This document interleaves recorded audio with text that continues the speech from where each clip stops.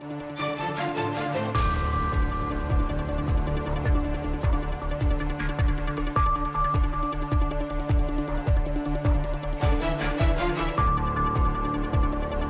I'm Esther Githui-Ewart. It's Wednesday, September 29th. This is Africa 54.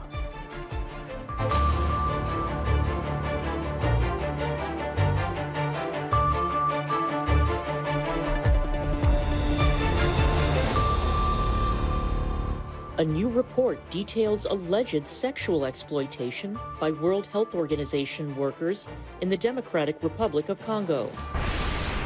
Entrepreneurs in Benin find new ways to recycle an invasive weed. And former U.S. President Barack Obama and his wife Michelle break ground on the Obama Presidential Library.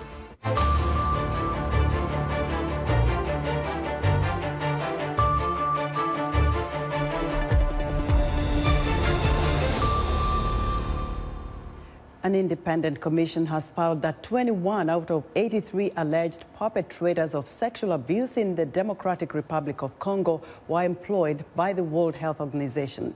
David Doyle has the story.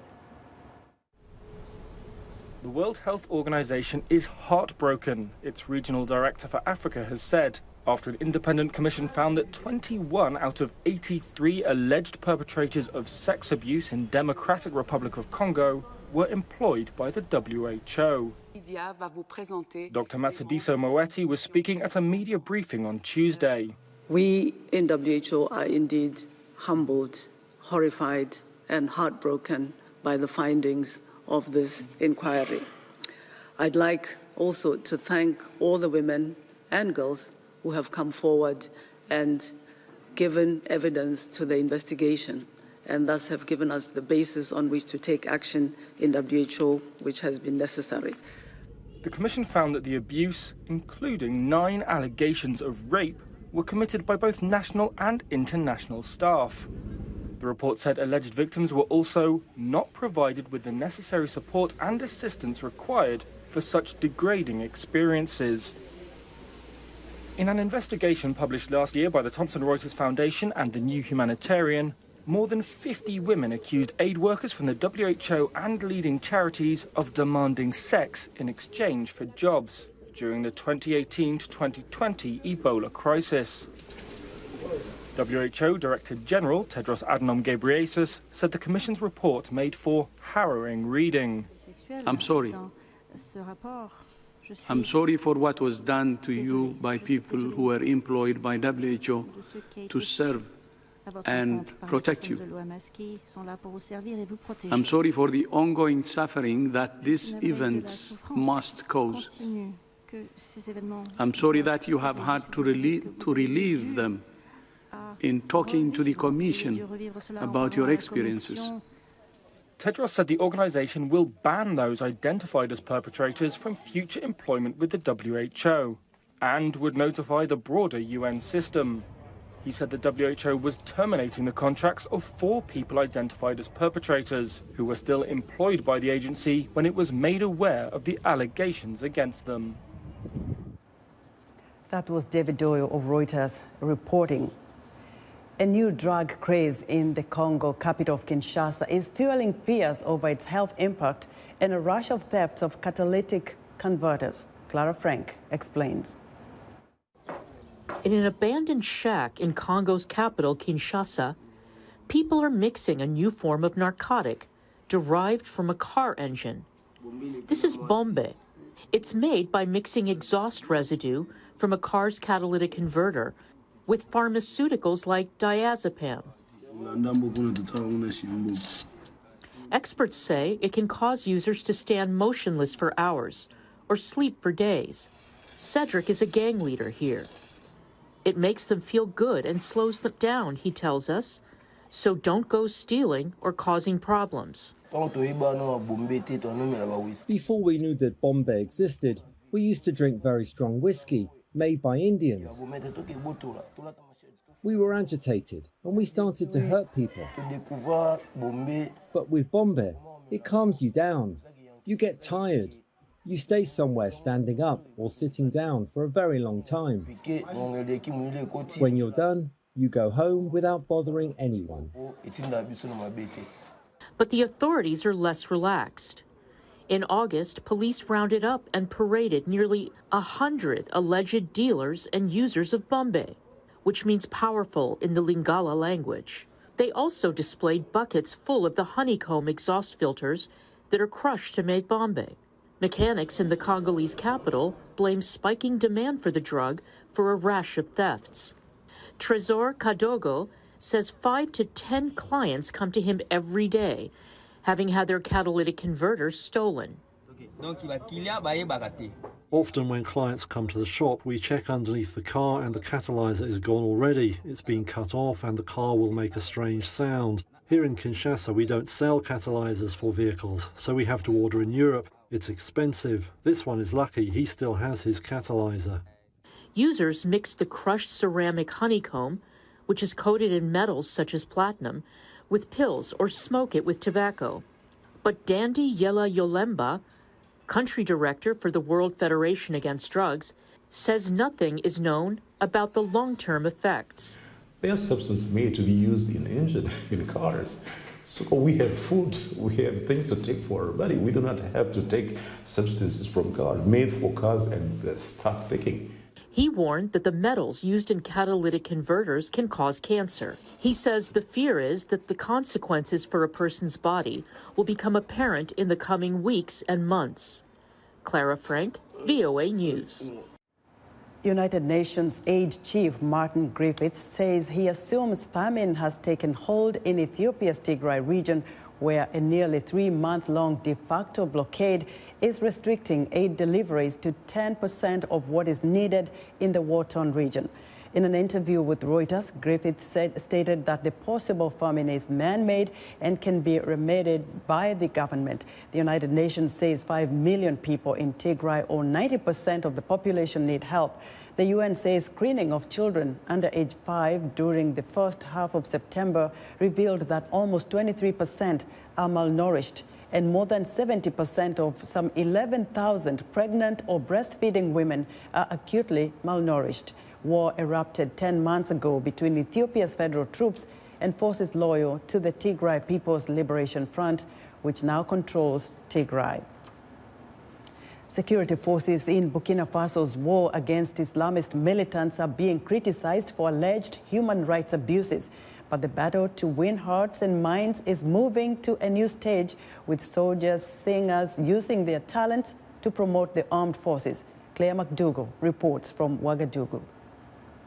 À nos soldats, vous êtes des vaillants. À nos soldats, vous êtes des héros. À nos soldats, vous êtes des vaillants. À nos soldats, vous êtes des héros.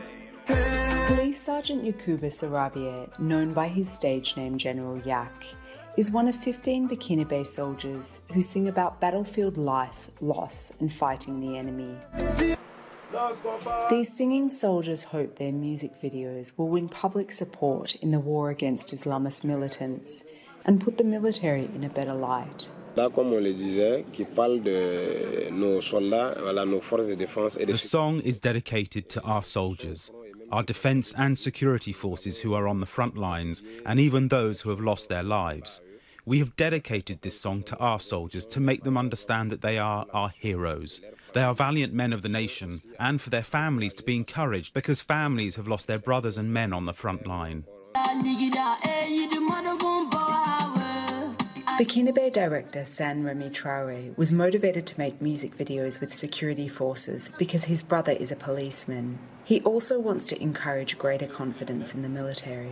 Il fallait déjà montrer la force que nos soldats ont. The first is to show the force of the soldiers on the terrain in this battle, but it's also to assure the population so they understand they can count on the people on the battlefield who are there to defend the national cause.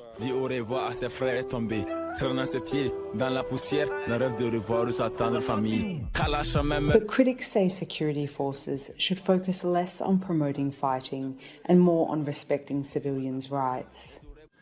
The Collective Against Impunity and Stigmatization of Communities documents abuses committed by the armed forces, like the alleged killing of 180 civilians around the northern city of Djibo, documented by Human Rights Watch, that the government said it would investigate more than a year ago. Donc quelque part, le moral peut être remonté avec les sons. And this kind of music can boost the morale of the troops. But on the other hand, one must also consider human rights and the respect for social cohesion between the community and all Burkinabe citizens.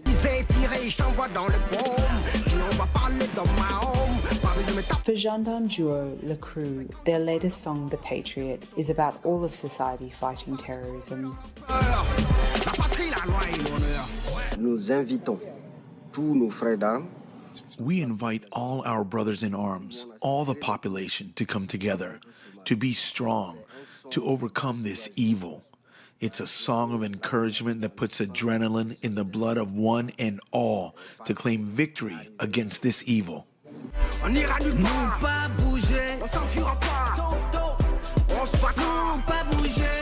The final refrain of this song is, "We will not move, we're here." And it seems Burkina Faso's soldier singers are here to stay.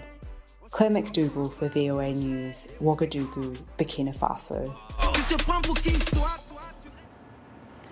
The Haitian migrant crisis at the U.S. southern border with Mexico continues to draw mixed reactions inside and outside the United States.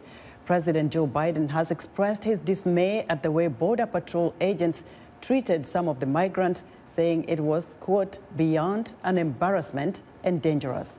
For more insight, I'm joined live via Skype from Mississippi by Judge Carlos Moore, president of the National Bar Association, which is working with a Haitian-led NGO to provide assistance to the migrants. Judge Moore, welcome to Africa 54. Thank you. Help us, our viewers, understand what's driving Haitian migrants to the U.S.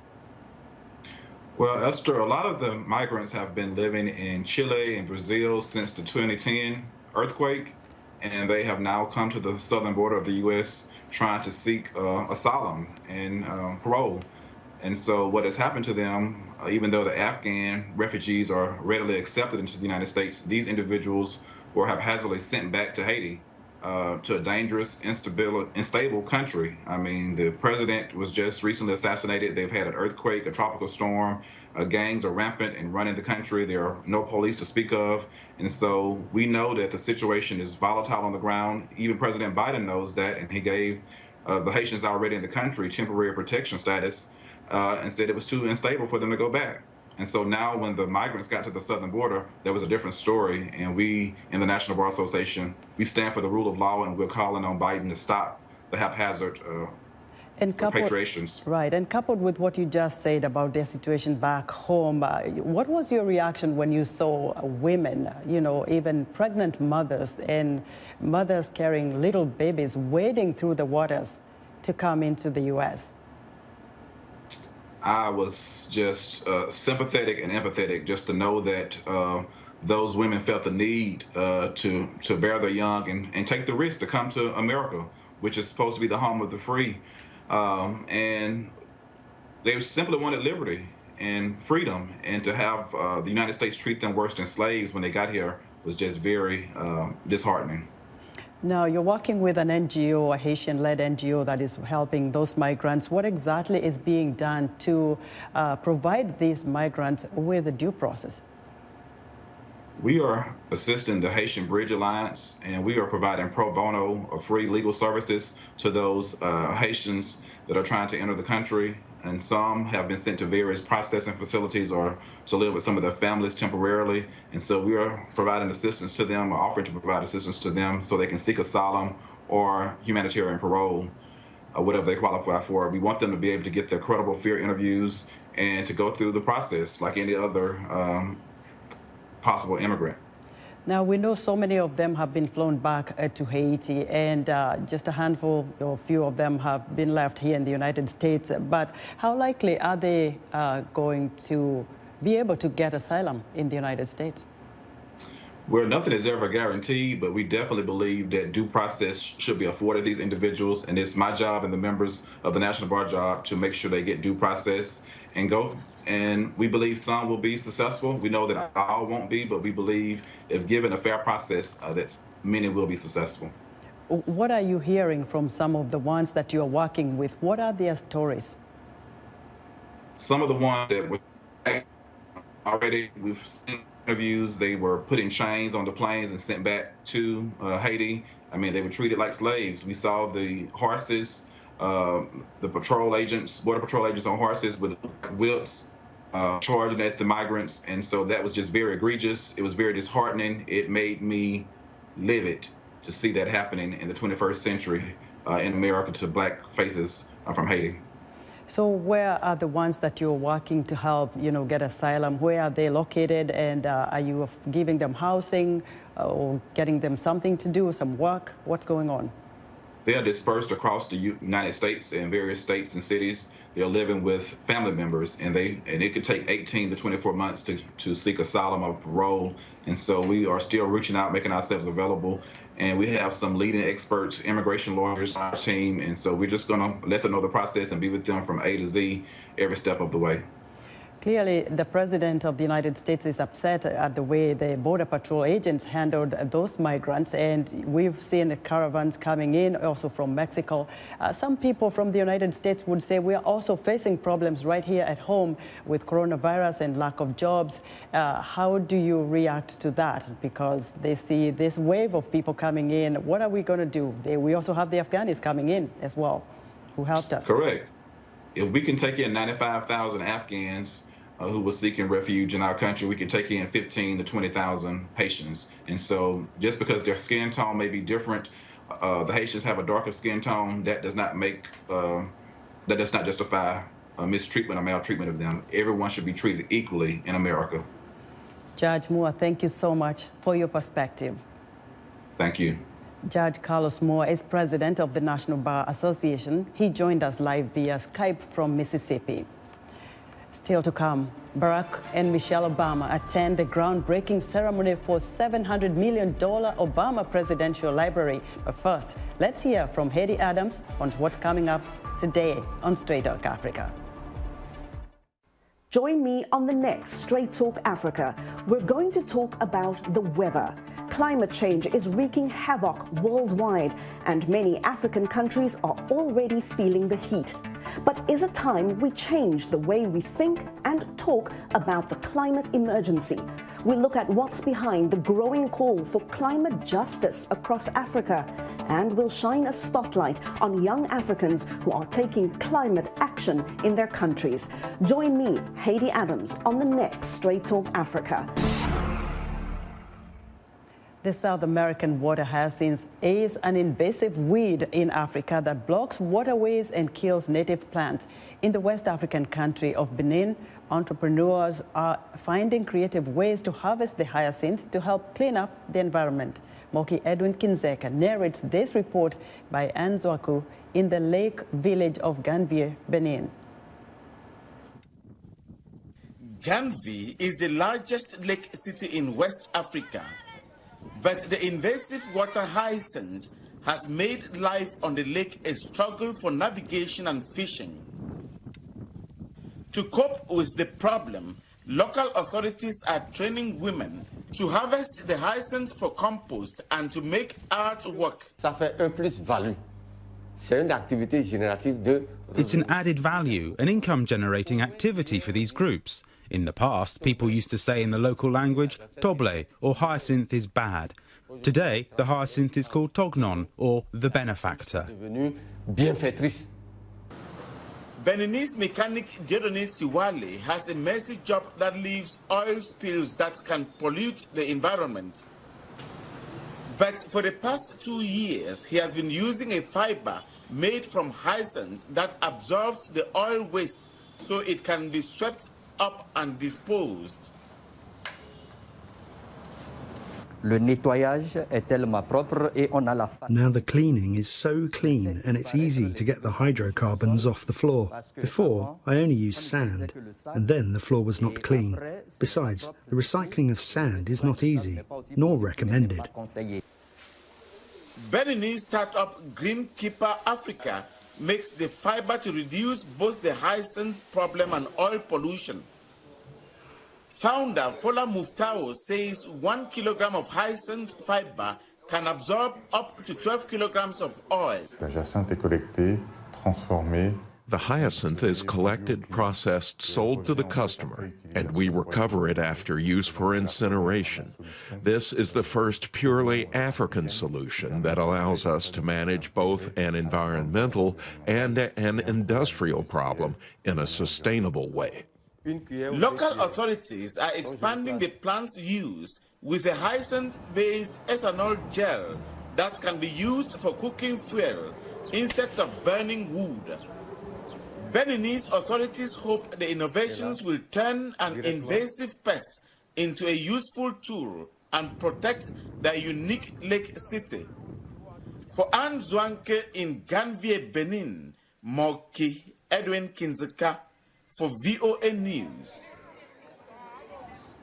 Despite the COVID-19 pandemic, limited access to U.S. embassies, travel restrictions, visa delays and denials, the United States is still the #1 destination for international students, according to data from the Institute of International Education. Nearly 1.1 million international students are enrolled in U.S. institutions and colleges this year.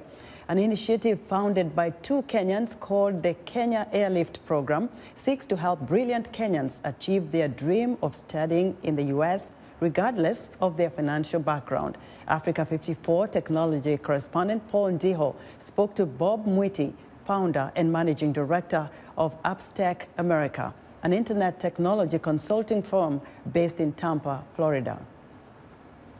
Bob Mwiti, welcome to Africa 54. Thank you so much. The last time we talked, you had just started something that has turned out to be an incredible program. A lot of African students, especially from Kenya, are benefiting from it. Bring me up to speed. What is the Kenya Airlifter program all about? It's a program that we bring brilliant students from Kenya to come and study IT-related graduate programs here in the U.S. We formed the program about almost 2 years ago, and we've been running the program since then. And basically, as I said, it's a program that we try to bring brilliant students to come and study here in the U.S., and then also, of course, support them once they are here, and also help them once they graduate from school. I'm jealous. You know, I'm from Uganda, and I wish I could have some Ugandans come and maybe be part of this program. How do you expand that program to maybe to reach out to different countries, different people in different countries who would want to maybe to participate in these programs? We are still trying to think about how to expand the program to the entire continent of Africa. We don't just want to limit ourselves to just Kenyans, because we know there's a lot of brilliant Africans out there who may want to find the opportunities to come and study here in the US and of course, graduate and, maybe find work here or even go back to Africa and build our continent. So, but you see, we have to start from somewhere, right? Because even when we started this program, we didn't want to do it in a big way first, because we wanted to make sure that actually what we are doing is the right thing, because, this is a huge undertaking for us. It's a big initiative. And I just wanted to make sure first that it works. But who knows? I mean, we really want to, we want to make it big, and we want to make sure that we can be able to tap into the African, everybody in Africa, so that they can find these opportunities. So, yeah, we can definitely be able to expand on that, but also it takes time. Do you help the students with the visa applications? Do you help them look for schools? Or how does it work? Personally, I came to the US as an international student, and when I came here, I faced a lot of challenges from getting visas. I was denied visa so many times, 4 times in fact. And then when I came here and I graduated from school, I could not easily find a job. As much as people back home think there's a lot of jobs here, you also have to be well prepared and be able to know where do you want to go once you graduate from school? Because when you come here as an international student, you come on a student visa. Okay, and once you graduate from school, you are given a work authorization for 1 year. Like, for example, I came for an MBA, and within that 1 year, you must, if you really want to live and work here long term, you must find an employer who is willing to sponsor you. And that's where a lot of our people find problems with. Also, we figured that, as much as you want to bring students here and study, you can bring them here, then what? You see? So to make sure that they don't face the same problem that I faced when I graduated from school, we decided that actually they can come here, we support them, and we support them in terms of making sure that they are trained on job skills. Because personally, I realized that when I was trying to get good jobs once I graduated from school, I needed job skills instead of academic skills. Yeah, because I had academic skills, but after I graduated, I had to get trained on job skills, and that's really how I got into the tech industry. And that's really what we focus on in this program. So when the students come here, we train them on job skills as they pursue their masters. The courses that you offer to these graduate students, you talked about giving them skills. What kind of skills are you talking about? We focus on artificial intelligence and machine learning, and this is where we train them on something called data science. This is one of the hottest skills out there for IT. Okay, see, we're in the 4th industrial revolution, and everything right now, it's all about, we are moving into everything about AI and machine learning, and that's really what we are focusing on. So that's one of the skills. Another one is called robotics process automation, and this is a skill where companies are utilizing robots to do jobs that are normally done by people. These are usually very highly repetitive kind of work, like, for example, invoicing and stuff like that. So those are the skills that we focus on, mostly robotics, process automation, and data science, and specifically in artificial intelligence and machine learning. Thank you so much. I appreciate it. No problem. That was Africa 54 tech correspondent Paul Ndiho speaking to Bob Mwiti, founder and managing director, AppsTech. Former U.S. President Barack Obama, joined by former First Lady Michelle Obama, broke ground Tuesday on the Obama Presidential Center in America's 3rd largest city. At the ceremony, Obama said, quote, "Chicago is where almost everything that is most precious to me began."